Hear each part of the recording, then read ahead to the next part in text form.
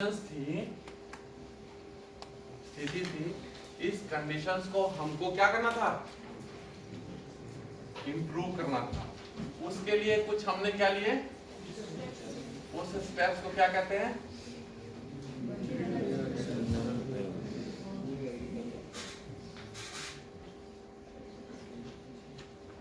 New agricultural strategy. आपको ये question नहीं पूछेगा ग्रीन रेवोल्यूशन के कंपोनेंट बताइए, आपको पूछेगा कि न्यू एग्रीकल्चरल स्ट्रेटजी क्या थी। ठीक है, जैसे 1991 की न्यू इंडस्ट्रियल पॉलिसी थी ना, तो वैसे ही न्यू एग्रीकल्चरल स्ट्रेटजी थी। अभी इसका ग्रीन रेवोल्यूशन नाम नहीं आया, कब आएगा नाम, जब ये स्ट्रेटजी क्या होगी, काम कर जाएगी, है ना। तो उस इंप्रूवमेंट को क्या बोल देते हैं, क्लियर है। तो ये स्ट्रेटजी, अब हम लोग देते हैं कि ये स्ट्रेटजी क्या थी, है ना। कि कैसे हमको क्या करना था, जो कंडीशंस थी वो बहुत खराब थी, उस कंडीशंस को इंप्रूव करने के लिए हमने कुछ स्टेप्स लिए। वो स्टेप्स क्या थे, क्लियर है।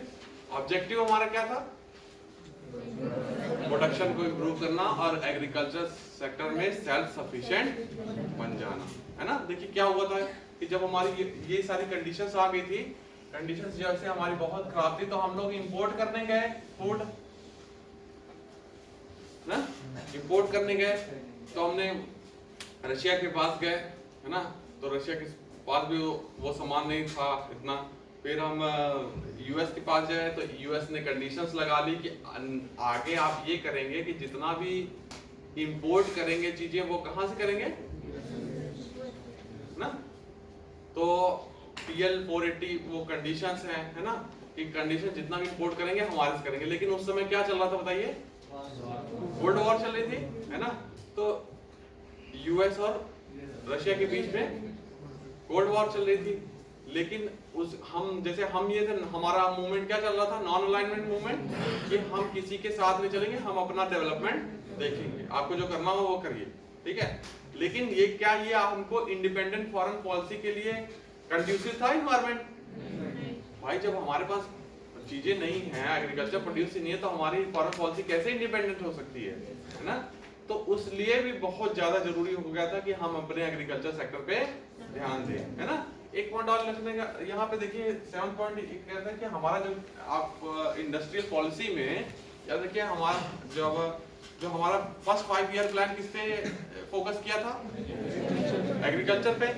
लेकिन 1956 की पॉलिसी आई, इंडस्ट्रियल पॉलिसी रेजोल्यूशन, हम लोग देखेंगे उसने किस पे कंसंट्रेट करने के लगे, इंडस्ट्री पे कंसंट्रेट। तो हमारा कंसंट्रेशन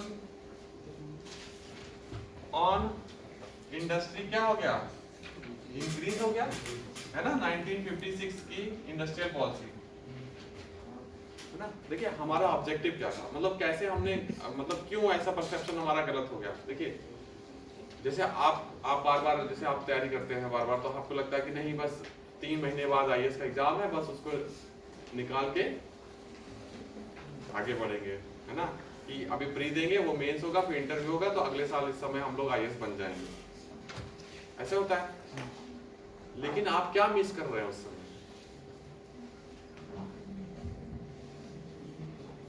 आप अपनी रियल कंडीशन मिस कर रहे हैं। फिर यही साइकिल चलती रहेगी और टाइम चलता रहेगा, आपको फ्रस्ट्रेशन होने लगेगी कि हो क्या रहा है, समझ रहे हैं। तो सबसे इंपॉर्टेंट चीज क्या है, आप जब भी अगर सिलेक्शन लेना है तो सेल्फ इवोल्यूशन, कि आप किस स्टेज पे हैं। तो इंडिया में 70% एग्रीकल्चर पे डिपेंड थी पॉपुलेशन, है ना, और एग्रीकल्चर पे डिपेंड थी, और एग्रीकल्चर की कंडीशन ये थी। और हमने उस कंडीशन को छोड़ दिया और हमने सोचा कि हम इंडस्ट्री से हम लोग अपने आप को इंप्रूव कर सकते हैं, कि industrialisation is the only source to improvement. हमारा टारगेट ये था कि जब इंडिपेंडेंट हुए थे, कि जब ये चीजें शुरू हुई थी, कि 20 ईयर में, अगले नेक्स्ट 20 इयर्स में हम US की पर कैपिटा इनकम तक पहुंच जाएंगे 20 इयर्स में, हमारा ये ऑब्जेक्टिव था। तो हमने कहा एग्रीकल्चर से तो इंप्रूव कर नहीं सकते, तो कहां से इंप्रूव करेंगे, इंडस्ट्री से प्रोडक्शन इंक्रीज होगा। लेकिन ये बताइए, अगर इतना अगर आसान होता तो कहीं वर्ल्ड में क्या है, पॉवर्टी होती नहीं। तो हमने अंडर एस्टिमेट किया किसको, है ना, कि क्यों ये कंडीशंस आई हमारी। मतलब हमने अपने सोशल इंस्टीट्यूशंस को या अपने स्किल्स को ओवर एस्टिमेट कर दिया था कि कंडीशन जो एग्रीकल्चर की प्रॉब्लम आई, हमने सोचा कि ये तो इंडस्ट्री से क्या हो जाएगी, सॉल्व हो जाएगी, लेकिन वो प्रॉब्लम क्या है, बहुत ज्यादा गड़बड़ है। समझ है, जो कि आज तक हम लोग कॉन्सिक्वेंसेस की, उस समय 70% पॉपुलेशन कम कर रही थी, आज 50% कर रही है। इतने सालों में सिर्फ 20% ही हम ट्रांसफर कर पाए। समझ रहे हैं, तो इतना आसान नहीं है। अब क्यों आसान नहीं है, अब गांव जाके देख लीजिए, आपको समझ में आ जाएगा क्यों नहीं आसान। समझ रहे हैं, क्योंकि हमारा माइंड जो है वो कहाँ है, वो प्रोडक्टिव चीजों में आ नहीं पा रहा है, उसको बहुत सारी चीजें हैं जो डाइवर्ट कर रहा है ना। आप देखिए इतने ज्यादा कॉन्फ्लिक्ट्स हैं कि पूरी उम्र चली जाती है उस कॉन्फ्लिक्ट्स को सॉल्व करने में। असल में जैसे लैंड कॉन्फ्लिक्ट आप देखते होंगे, है ना, तो उसमें क्या होता है कि वो माइंड जो है वो फ्री नहीं हो पाता जो प्रोडक्टिव चीजों में लग पाए, है ना। तो सोशल इंस्टीट्यूशंस हमारे ऐसे हैं। वुमेन्स की कंडीशंस देखिए आप, है ना, तो वो पता लगा, अब जैसे क्या है, मैरिज सेरेमनी होती है तो 2-3 महीने तक तो क्या है, वही चली गई। अगर एक घर में 2 शादी होगी तो साल भर तो गया। तो ये कंडीशंस ऐसी होती है जो आपके माइंड को फ्री नहीं कर पाती कि प्रोडक्टिव चीजों में वो चीजें लग पाए। तो हमने जो सोचा था कि इंडस्ट्री से हम लोग डेवलप हो जाएंगे, तो वो डेवलप हुए, लेकिन कुछ लोग, इसीलिए इकोनॉमिक इनइक्वालिटीज क्या हो गई, बढ़ गई। अब जैसे जैसे यहाँ पे जब हम लोग किए तो 2 प्लान आए थे, कहाँ, महालनोबिस का और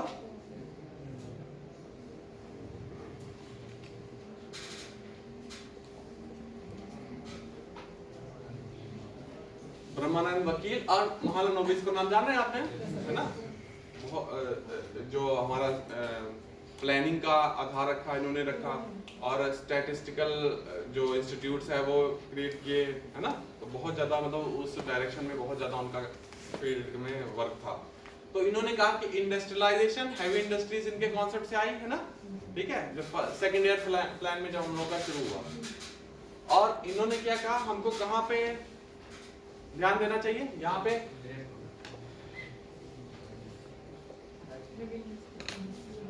हैवी इंडस्ट्रीज, और ये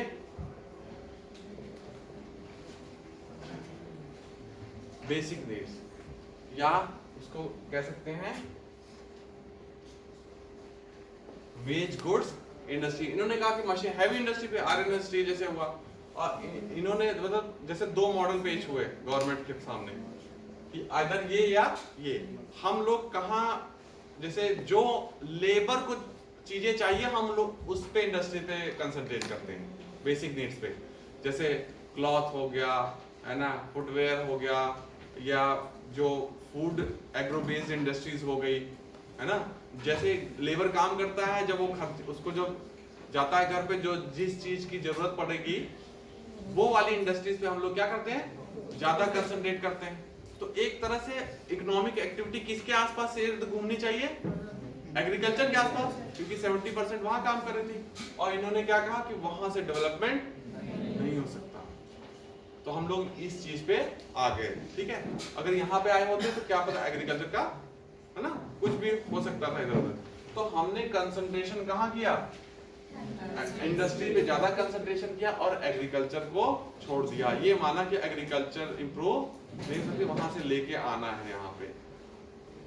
तो निगलेक्ट दिख रहा है कि नहीं एग्रीकल्चर का, है ना। तो फर्स्ट 5 ईयर प्लान में तो 6% के आसपास हमारी एग्रीकल्चर ग्रो की थी, क्योंकि हमने उसमें ध्यान ज्यादा दिया। लेकिन सेकंड 5 ईयर प्लान में जब निगलेक्ट हुई, जैसे ही निगलेक्ट हुई वैसे ही एग्रीकल्चर का हालत खराब होने लगा, और बाकी सारी कंडीशन जो लिखवाई वो क्या है कि, तो हमारा कंसंट्रेशन ऑन इंडस्ट्री, और इसका अगर दूसरी तरह से करें तो एग्रीकल्चर का निगलेक्ट हो गया था, एग्रीकल्चर सेक्टर क्या हो गया था, निगलेक्ट हो गया, उसके कारण भी प्रोडक्शन क्या हो गया, डिक्रीज कर गया। अब हम लोगों ने स्ट्रेटजी जो अपनाई उसको इंप्रूव करने के लिए, क्यों, अब तो ऐसी हालत खराब हो गई कि अब उसको हम लोग ओवरलुक नहीं कर सकते। ठीक है, तो अब मैं इस पे आता हूँ कि क्या क्या स्टेप लिए गए एग्रीकल्चर के प्रोडक्शन को इंक्रीज करने के लिए। ठीक है।